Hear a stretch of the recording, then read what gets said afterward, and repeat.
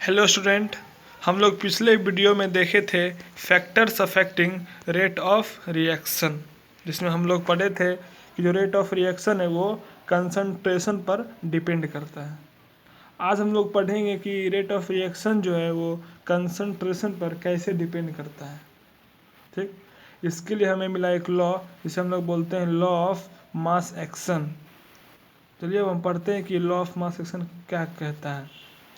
उससे पहले हम लोग एक रिएक्शन को मानते हैं लेट। जैसे कोई रिएक्शन दिया हुआ है A mole of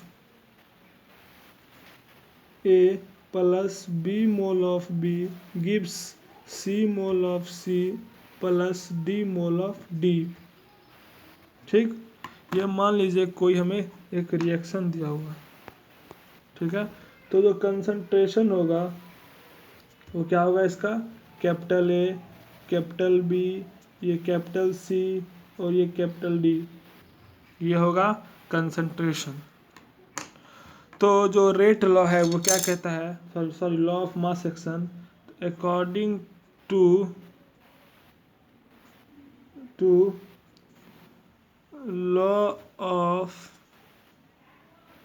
mass action, according to law of mass action ये कहता है कि जो रेट ऑफ रिएक्शन है, रेट ऑफ रिएक्शन वो डायरेक्टली प्रोपोर्शनल होता है प्रोडक्ट ऑफ कंसंट्रेशन। ठीक, और रेज्ड बाय देयर कोफिशिएंट, जो ए और बी का कोफिशिएंट है वो भी इसके पावर में आ जाएगा।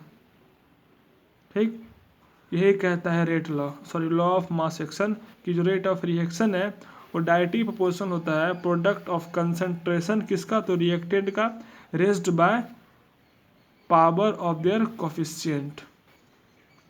तो जब हम लोग डायरेक्टली प्रोपोर्शनल हटाएंगे तो यहाँ पे आएगा एक रेट कांस्टेंट के, और ए पावर छोटकी ए और बी की पावर छोटकी बी, जहाँ पे हम लोग के को क्या कहते हैं, रेट कांस्टेंट,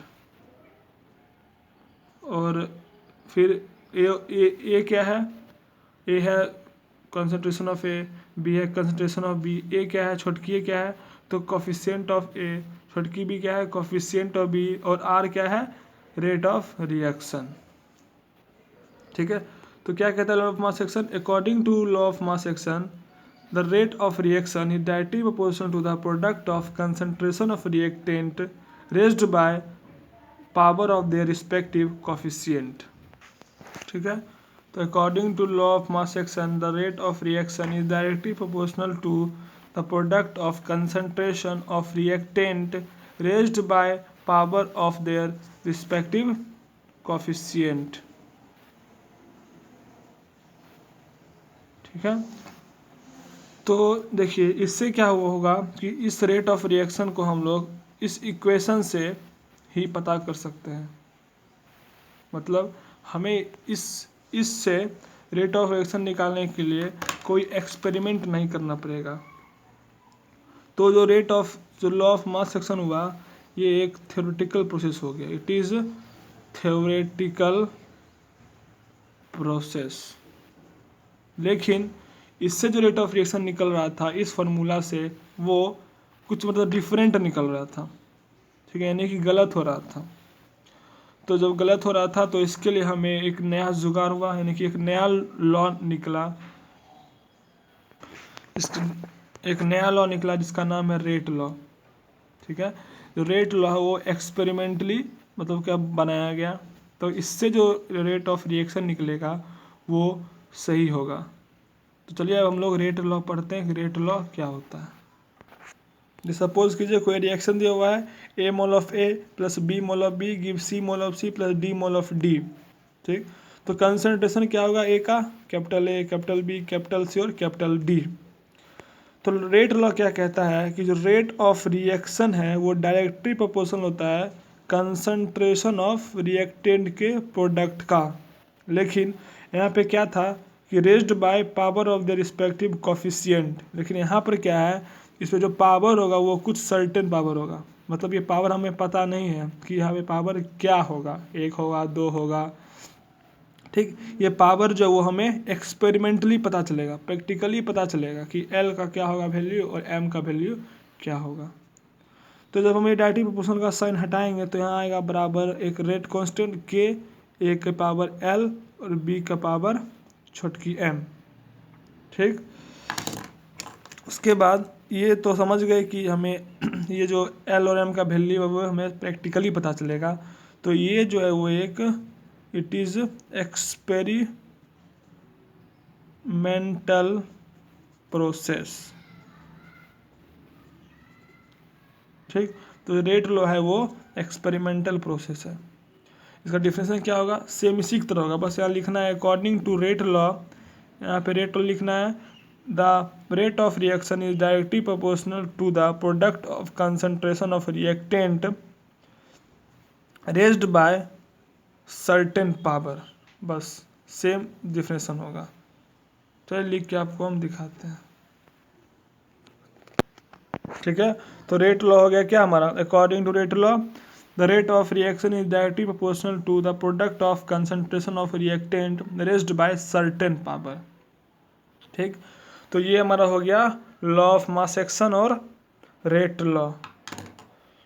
एग्जाम मतलब बोर्ड एग्जाम में आता है डिफरेंस बिटवीन लिखने के लिए, difference between law of mass action and rate law.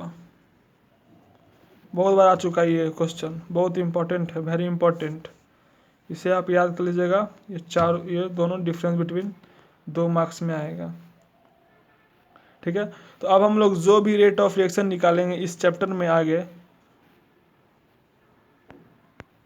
ठीक है, हम लोग निकालेंगे किसी भी रेट ऑफ रिएक्शन को अब आगे रेट लॉ से। इसका काम हमारा अब नहीं है इस चैप्टर में। ठीक, अब हम लोग आगे बढ़ते हैं। चलिए, जो एल है यहाँ पर एल को हम लोग कहते हैं ऑर्डर ऑफ ए और एम को कहते हैं हम लोग ऑर्डर ऑफ बी और फिर एल प्लस एम कर दिए तो ये होता है हमारा ऑर्डर ऑफ रिएक्शन। फिर के क्या है, तो रेट के है रेट कांस्टेंट, आर है रेट ऑफ रिएक्शन, ए है कंसंट्रेशन ऑफ ए, बी है कंसंट्रेशन ऑफ बी। ठीक, ये डिफरेंस बिटवीन आप जो याद कीजिएगा, स्क्रीनशॉट भी ले सकते हैं आप। ठीक है, हमें 2 टॉपिक और पढ़ना है, एक ऑर्डर ऑफ रिएक्शन, एक मॉलिक्यूलरिटी। ये इस दोनों का भी डिफरेंस बिटवीन बहुत ही इंपॉर्टेंट है, मतलब आज का जो क्लास होगा वो बहुत इंपॉर्टेंट है डिफरेंस बिटवीन में। ठीक है, तो जस्ट पहले बताए उसमें आ सकता है difference between law of mass action और रेट लॉ, और इसका भी डिफरेंस बिटवीन आ सकता है, या इस पे क्वेश्चन बेस्ड आएगा। क्या आएगा अभी हम बताते हैं आपको। पहले समझिए ऑर्डर ऑफ रिएक्शन क्या होता है। जैसे कोई रिएक्शन दिया हुआ है हमको, A mole of A plus B mole of B gives C mole of C plus D mole of D. कोई एक रिएक्शन दिया हुआ है, ठीक है। तो रेट लॉ से हम क्या पढ़े, आर बराबर होता है के ए का पावर एल और बी का पावर एम। ठीक है, वही सेम यहाँ पे भी A mole of A plus B mole of B give C mole of C plus D mole of D. According to rate law R बराबर के concentration of A power L concentration of B का power M. ठीक है, तो ये जो order of reaction है, order of reaction, और एक है मोलक्यूरिटी। तो ये क्या होता है, ऑर्डर ऑफ रिएक्शन क्या होता है कि जो एल है और ये जो एम है, यानी कि order of A plus order of B, यानी कि एल प्लस एम। और जो मोलक्यूरिटी होता है, मोलक्यूरिटी वो होता है कोफिशिएंट ऑफ ए और कोफिशिएंट ऑफ बी का सम। ठीक, सिंपली ये बात है। अब हम लोग तो डिफिनेशन लिखते हैं इसका, ऑर्डर ऑफ रिएक्शन का डिफिनेशन क्या होता है। जैसा कि हम लोग पढ़े रेट लॉ में, in rate law the rate of reaction is directly proportional to the product of concentration of reactant raised by certain power. ठीक, फिर पावर का क्या लिखेंगे हम लोग, and the sum of power is called order of reaction. तो हम लोग रेट लॉ में पढ़े कि जो रेट ऑफ रिएक्शन होता है वो बराबर होता है प्रोडक्ट ऑफ कंसंट्रेशन ऑफ ए और बी का, और पावर में एल और एम। जो पावर एल और एम है उसका सम को हम लोग बोलते हैं ऑर्डर ऑफ रिएक्शन। और फिर मॉलिक्यूलरिटी क्या होता है, तो the sum of coefficient of reaction of a chemical reaction, sorry यहाँ पे रिएक्टेंट होगा, the sum of coefficient of reactant of a chemical reaction are called molecularity. ठीक, जो ऑर्डर ऑफ रिएक्शन है बताइए कौन सा प्रोसेस होगा, थ्योरेटिकल की एक्सपेरिमेंटल। पहले उससे पहले कि जो एल और एम है वो जीरो भी हो सकता है या डेसिमल भी हो सकता है, यानी कि फ्रैक्शन में भी हो सकता है। तो जो ऑर्डर ऑफ रिएक्शन है ये इट कैन बी जीरो और फ्रैक्शनल, ये जीरो भी हो सकता है और फ्रैक्शनल भी हो सकता है। लेकिन मॉलिक्यूलरिटी जो है, ये जो कोफिशिएंट है ए और बी, ये जीरो नहीं होगा कभी भी, ठीक, और ना ही फ्रैक्शन में होगा। क्यों, तो कोई भी एटम जो है वो रिएक्शन में पूरा भाग लेता है, आधा मॉलिक्यूल या एटम कोई भी रिएक्शन में भाग नहीं लेता। तो ये जो है ये ना ही जीरो होगा, इट कांट बी जीरो और फ्रैक्शनल। ठीक, क्योंकि एल और एम जो है वो एक्सपेरिमेंट से पता चला है, तो ये जो है ये एक एक्सपेरिमेंटल प्रोसेस हुआ। और ए और बी तो हम लोग क्वेश्चन से भी पता कर सकते हैं, जो रिएक्शन का इक्वेशन दिया हुआ है उससे भी हम लोग ए और बी का वैल्यू पता कर सकते हैं। तो ये जो होगा एक थ्योरेटिकल प्रोसेस होगा। ठीक है, तो आप इसका भी डिफरेंस बिटवीन याद कर लीजिएगा, difference between order of reaction और मॉलिक्यूलरिटी। या तो डिफरेंस बिटवीन आएगा दोनों में तो आप ये पूरा लिखिएगा, 2 मार्क्स मिलेगा, या इस पे बेस्ट क्वेश्चन आएगा जो भी हम आपको बता रहे हैं। देखिए हमें क्वेश्चन दिया हुआ है कि find the order of reaction and molecularity of reaction 2a + 3b gives 4c if r बराबर a का पावर 3/2 और b का पावर 2। हमें निकालना क्या है, ऑर्डर ऑफ रिएक्शन और मॉलिक्यूलरिटी। तो हमें निकालना है पहला ऑर्डर ऑफ रिएक्शन क्या होता है बताइए। यस, बिल्कुल सही। ठीक है, ऑर्डर ऑफ रिएक्शन क्या होता है, तो ये होता है हमारा पावर का सम, तो यानी कि 3/2 + 2 यानी कि 7/2 बराबर 3.5। फिर मॉलिक्यूलरिटी क्या होता है, तो जो रिएक्शन का इक्वेशन है उसका रिएक्टेंट का कोफिशिएंट का सम, यानी कि 2 + 3 = 5। ठीक, सिंपल ऑर्डर ऑफ रिएक्शन। हम लोग पावर जोड़ देंगे, मॉलिक्यूलरिटी के लिए रिएक्शन का जो कोफिशिएंट होगा रिएक्टेंट का उस सब को जोड़ देंगे। फिर रेट ऑफ यूनिट, फिर हमारा यूनिट ऑफ रेट कांस्टेंट यानी कि के का unit.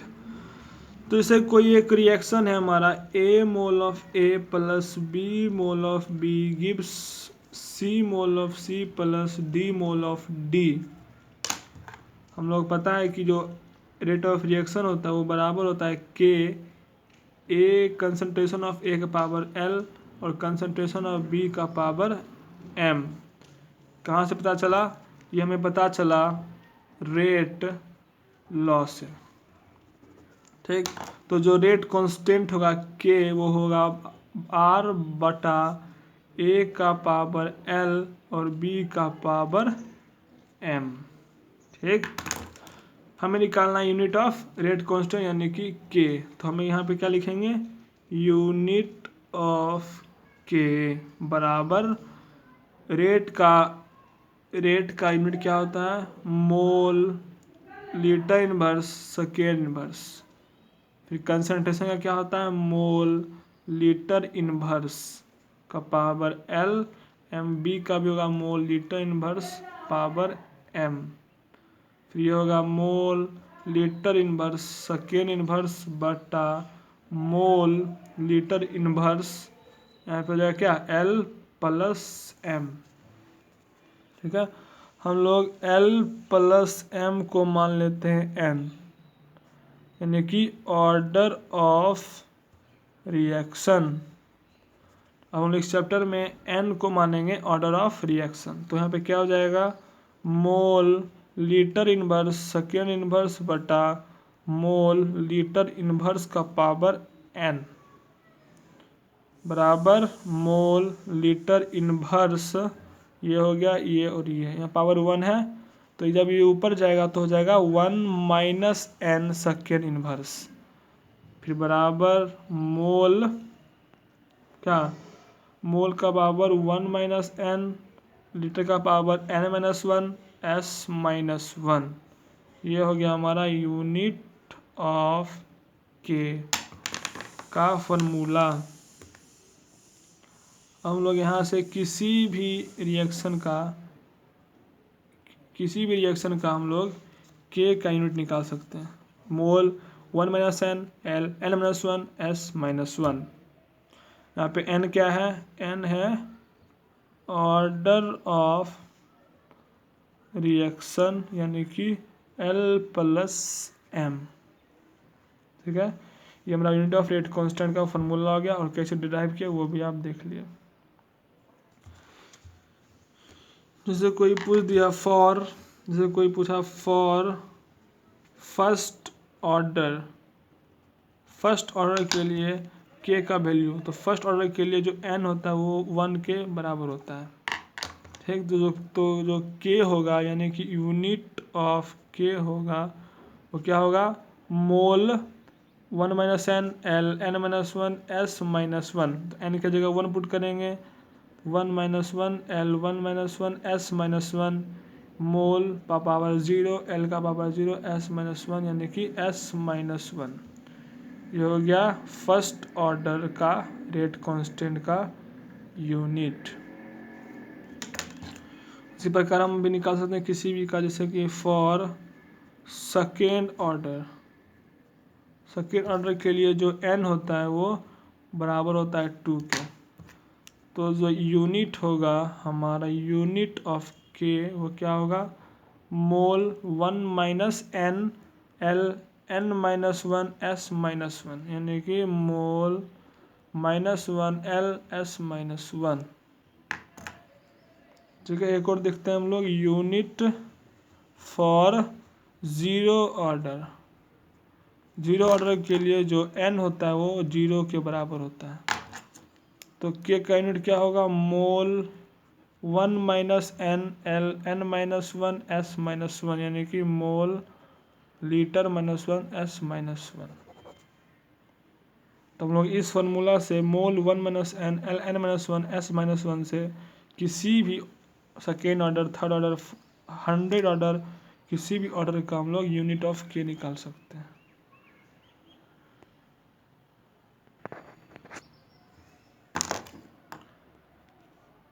Homework in text question number 4.3 and question number 4.4, फिर एक्सरसाइज 4.1 to 4.7।